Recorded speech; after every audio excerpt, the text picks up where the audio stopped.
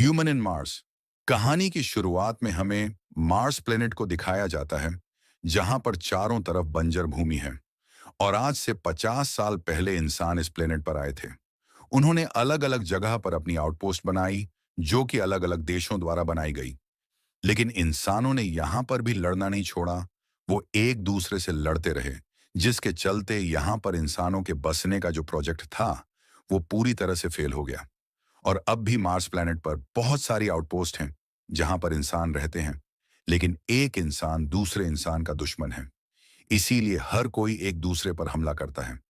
एक आउटपोस्ट को दिखाया जाता है जहां पर रेमी नाम की एक छोटी लड़की रहती है। रेमी यहां पर अपने मॉम और डैड के साथ रहती है। हालांकि रेमी हमेशा यहां से बाहर जाना चाहती है, दूर जाना चाहती है, और उसके मॉम डैड उसे यहां से नहीं जाने देते। अब रात को रेमी जब अपने डैड के साथ होती है, तो उसके डैड आसमान में उसे स्टार्स और प्लैनेट्स को दिखा रहे होते हैं। तभी वो एक चमकते हुए प्लैनेट की ओर देखकर उसे पूछते हैं और कहते हैं कि बताओ, उसका नाम क्या है। रेमी कहती है कि वो जुपिटर है। उसके पिता कहते हैं कि नहीं, वो जुपिटर नहीं है, बल्कि वो अर्थ है जहां से हम यहां पर आए हैं। अगली सुबह रेमी की मॉम को दिखाया जाता है, जो हर रोज की तरह पौधों की देखभाल कर रही होती है। दरअसल पूरा प्लेनेट बंजर है, और इसी तरह से इन्हें अपने खाने पीने की चीजों को उगाना पड़ता है। वे एक सुबह रेमी की मॉम देखती हैं कि उनके ग्लास पर किसी ने लीव लिख दिया होता है, यानी कि यहां से चले जाओ। इसका मतलब यह है कि यहां पर कुछ इंसान आ चुके हैं जो इनकी पोस्ट को हथियाना चाहते हैं। रेमी के डैडी देखकर अलर्ट हो जाते हैं। वो बाहर देखते हैं, लेकिन बाहर उन्हें कोई भी नहीं दिखता। इसीलिए वो घर के अंदर वापस आ जाते हैं। रेमी को पता चल जाता है कि बाहर कोई भी नहीं है, इसीलिए हर रोज की तरह वो बाहर चली जाती है। रेमी की मॉम उसे देख लेती हैं। उन्हें पता है कि बाहर खतरा है। जिन लोगों ने लीव लिखा था, वो कहीं ना कहीं छिपे हुए हैं। इसीलिए रेमी को आवाज देती हैं, और तभी वो देखती हैं कि दो लोग रेमी की तरफ भाग रहे हैं, जिन्होंने ऑक्सीजन मास्क लगा रखा है। और इससे पहले कि वो दोनों रेमी तक पहुंच पाते, रेमी के डैड उन दोनों को गोली मारकर खत्म कर देते हैं। इनका एक और साथी होता है जो दूर है। उसके पास भी गन होती है। रेमी के डैड उसे गोली मारकर जख्मी कर देते हैं। इसके बाद वो अपनी पत्नी को और बेटी को अंदर लेकर आते हैं और कहते हैं कि जब तक मैं वापस ना आ जाऊं, तुम बाहर मत जाना। दरअसल वो तीसरे शख्स को मारना चाहते हैं। अब वो अपनी गन लेकर बाहर चले जाते हैं, पर रात होने तक भी वो वापस नहीं आते। रेमी मॉम के साथ अपने डैड का इंतजार करती रहती है, और सुबह हो जाती है। सुबह होने पर भी रेमी के डैड नहीं आते। पर अब यहां पर वह शख्स आ जाता है जिसे मारने के लिए रेमी के डैड गए थे। वो रेमी की मॉम को गन पॉइंट पर ले लेता है और कहता है कि आउटपोस्ट मेरे मॉम डैड का है। मैं यहीं पर पैदा हुआ था। मेरा नाम जारी है। तुम दोनों यहां से जा सकती हो। लेकिन कुछ देर सोचने की बाद वो कहता है कि मैं बहुत लंबा सफर तय करके यहां तक पहुंचा हूं। दूर दूर तक कुछ भी नहीं है। अगर तुम चाहो तो यहां पर रह सकती हो, लेकिन तुम्हें यहां पर अच्छे से रहना होगा, तो मुझे किसी तरह की कोई तकलीफ नहीं होगी। रेमी की मॉम समझ जाती है कि इस आदमी ने, जिसका नाम जारी है, उसने उसके हस्बैंड को मार दिया है। रेमी की मॉम को कुछ भी समझ नहीं आता। वो अपनी बेटी को लेकर बाहर चली जाती है। वहीं जारी को दिखाया जाता है, जो पहाड़ की चोटी पर अपने साथियों को दफना देता है। रेमी की मॉम घर के अंदर आ जाती है और चाकू लेकर वो जारी का इंतजार करती है। लेकिन जारी को पता चल चुका होता है कि वो उसके ऊपर हमला करने वाली है।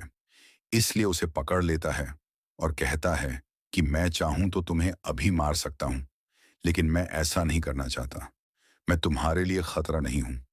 अगर तुम्हें मुझ पर यकीन नहीं है, तो मुझे 30 दिन का मौका दो, और अगर 30 दिन बाद भी तुम्हें मुझ पर विश्वास ना हो, तो मैं खुद इस आउटपोस्ट को छोड़कर चला जाऊंगा।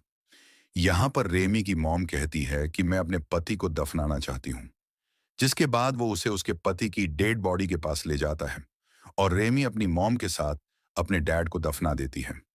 कई दिन बीत जाते हैं, लेकिन रेमी और उसकी मॉम जारी से बातें नहीं करते। एक दिन रेमी की मॉम जारी के सामान में से एक बॉक्स को निकालती है। जैसे ही वो उस बॉक्स को नीचे रखती है, वो भागना शुरू कर देता है। दरअसल ये एक छोटा सा रोबोट है।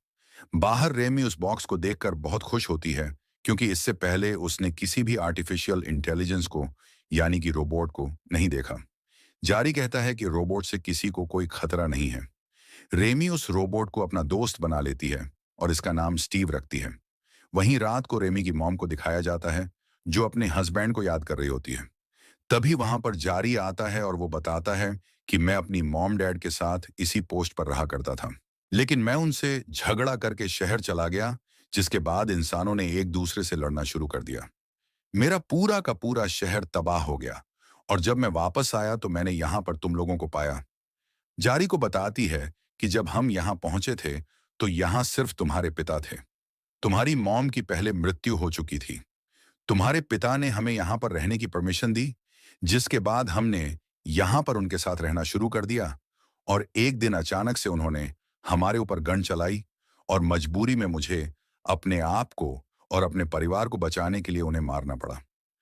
अगली सुबह रेमी की मॉम को दिखाया जाता है, जो प्लांट्स की देखभाल कर रही होती है। तभी वहां पर जारी आ जाता है और वो उसे पीछे से पकड़ लेता है, जिसके बाद दोनों एक दूसरे को किस करने लगते हैं। रेमी दूर से सब कुछ देख लेती है। उसे बहुत बुरा लगता है क्योंकि जिसने उसके पिता को मारा और उसकी मॉम उसके साथ है। दरअसल उसकी मॉम यह सब मजबूरी में कर रही होती है, क्योंकि वो अपनी बेटी को बचाना चाहती है। लेकिन रेमी इन बातों को नहीं समझती, इसलिए वहां से चली जाती है। उसका रोबोट स्टीव, जो कि उसका दोस्त है, वो भी उसके पीछे आ रहा होता है। लेकिन रेमी उसे ऑर्डर देती है कि तुम वापस चले जाओ। वो उसके ऑर्डर को मानता हुआ वापस चला जाता है और अब वह पहाड़ की चोटी पर पहुंच जाती है, जहां पर एक फोर्स फील्ड है जिसने इस पूरी जगह को कवर किया है।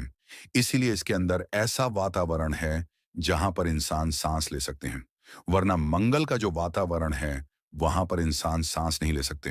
रेमी अब एक दूसरे रास्ते से जाती है और एक बहुत बड़ी टनल के सामने पहुंच जाती है, जहां पर एक बहुत बड़ा दरवाजा है। वहां पर एक बटन होता है। जैसे ही वह उस बटन को प्रेस करती है, दरवाजा खुल जाता है। रेमी अब धीरे धीरे आगे बढ़ने लगती है। आगे पूरी तरह से अंधेरा होता है और जैसे जैसे वह आगे बढ़ती है, उसका ऑक्सीजन लेवल खत्म होना शुरू हो जाता है और जल्द ही वह बेहोश हो जाती है।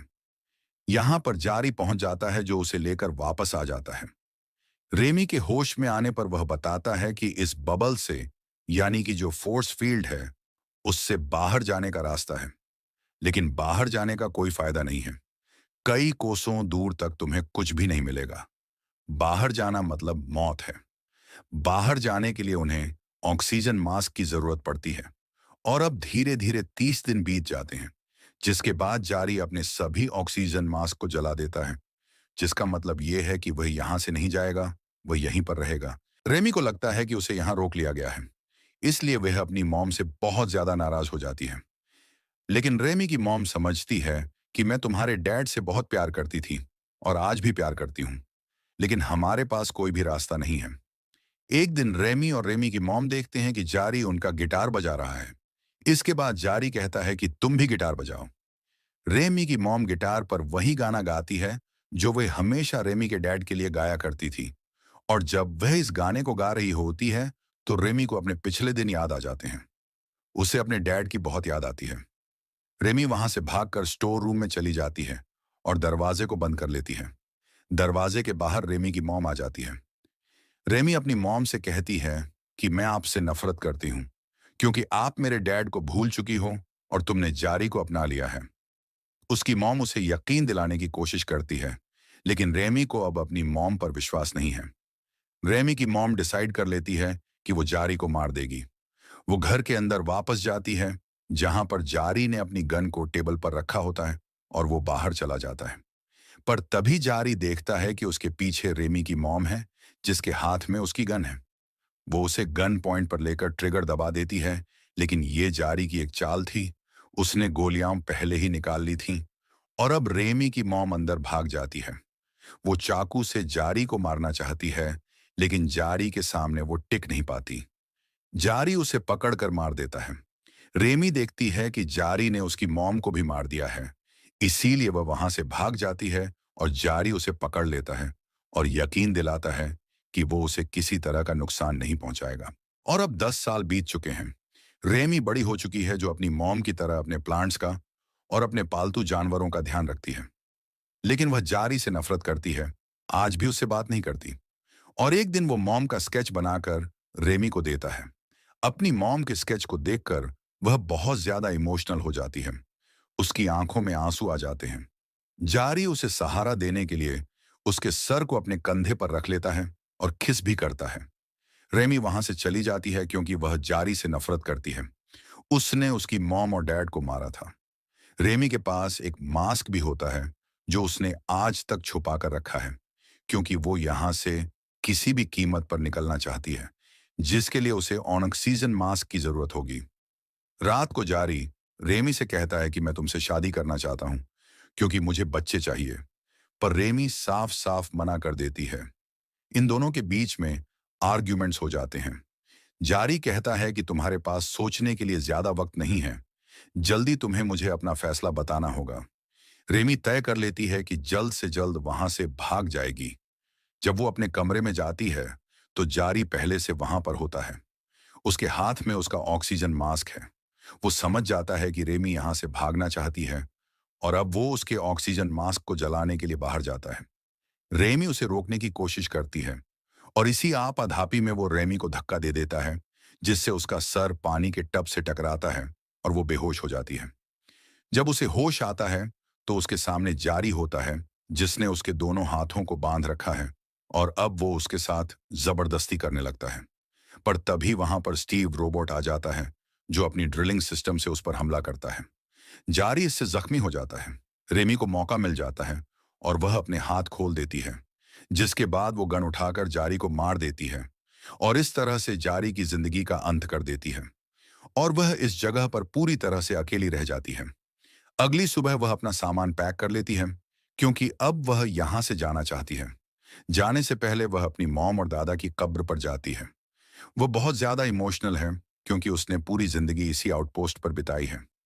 वह स्टीव से कहती है कि तुम्हारी जिम्मेदारी है कि तुम इस आउटपोस्ट की रक्षा करो, और अब वह उस टनल में जाती है जिस टनल के अंदर वह बचपन में गई थी और बेहोश हो गई थी। ऑक्सीजन का सेफ्टी मास्क पहनकर वो उस टनल को क्रॉस करके दूसरी तरफ पहुंच जाती है, जहां पर दूर दूर तक सिर्फ पहाड़ होते हैं, बंजर भूमि होती है। उसे दूर दूर तक कुछ भी नहीं दिखाई देता, पर अब उसे अपना सफर तय करना होगा।